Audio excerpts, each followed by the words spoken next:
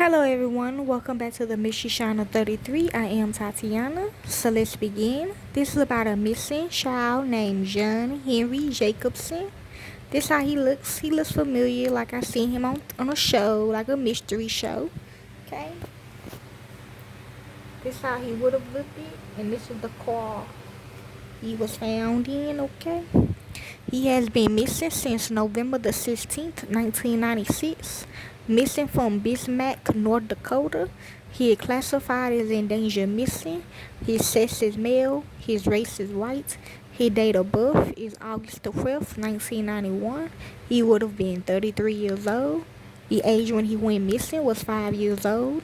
His height and weight is 4'8", 75 pounds. His clothing and jewelry description: a hunter green winter coat with blue cuffs. Associated vehicles: gray 1990 Honda Civic, accounted for. I'm hearing yes, like the movie Jackie Brown. His distinction characteristics is Caucasian male, light brown hair, and brown eyes. Details of disappearance: John was last seen on November the 16th, 1996 with his mother Sandra. The two had made plans to eat dinner at Sandra's mother's home in the vicinity of the 1100 block of University Drive in Bismarck, North Dakota. I'm hearing food, so she kidnapped him, not his real mother. While on her way back to her mother's, Sandra called the Bismarck Police Department on her cellular phone. Her people, she sounded very upset and said she believed satanic ritual abuse was taking place on a farm near Central North Dakota.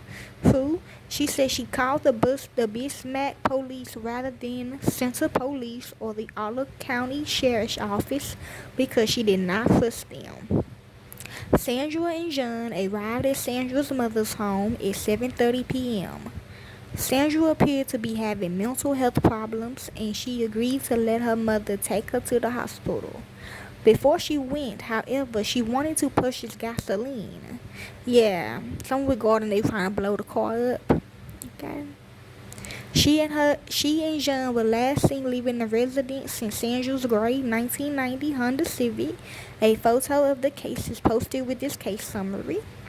They did purchase fuel, but they never returned to Sandra's mother's home, and have never been heard from again. Who? Sandra's mother reported her daughter and grandson missing at 10 o'clock p.m. that same day. Sandra's car was found abandoned the next day at the Centerton Beach parking lot near to the Missouri River in Bismarck. So we go on Bismarcky. There was no sign of John or Sandra at the scene. The driver's side door of the car was wide open. The keys was in the ignition, and Sandra's purse was sitting on the front seat. Its contents undisturbed. Who? Police searched the beach and the river and found a shoe that might have belonged to John. Strong river currents and severe weather hampered such efforts, and investigators could not search the river as thoroughly as they would have liked it to. Sandra separated from her second husband, Alan Jacobson, so probably who she did it for, John's father. 3 months before she disappeared, she was living in a trailer in Central North Dakota with John and her 16-year-old son by a previous marriage, Spencer Nashwan, so she knew the child would not go for it after watching the beginning of the trailer.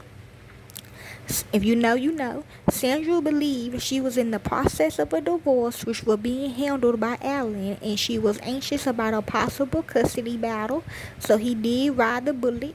However, Alan didn't mention the divorce to the police when he was interviewed, and when the authorities investigated, they learned there was no divorce pending.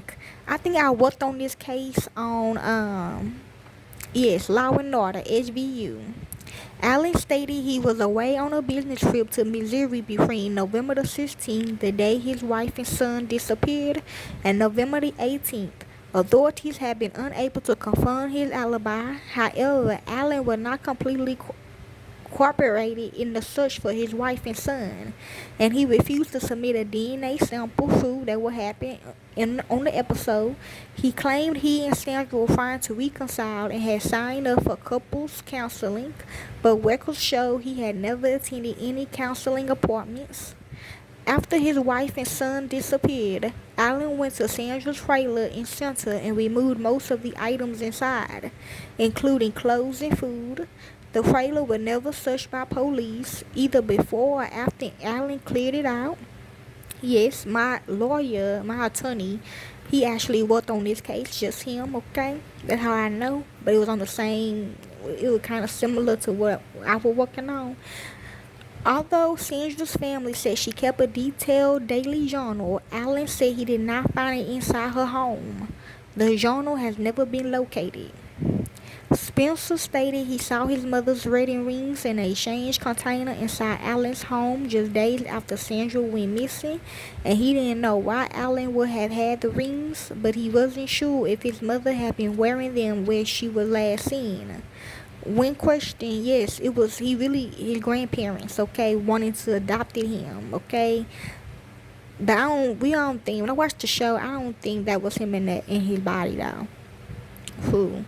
When questioned, Allen said he didn't take the rings out of Sandra's trailer and he believes she left them with him when they separated. In May 1997, 6 months after the Jacobson disappeared, a child's shoe was found near the river in Cententon Park. Some regarding the movie Bad Seed. Allen said he thought the shoe might be John's, but John's older brother and his grandmother both said they did not recognize it and thought it was too large to fit John's feet. See? Just hours before she went missing, Sanders attempted to call her ex-husband, Bernard Nashwan, but he didn't answer the call. Some regarding Money Talk, the movie.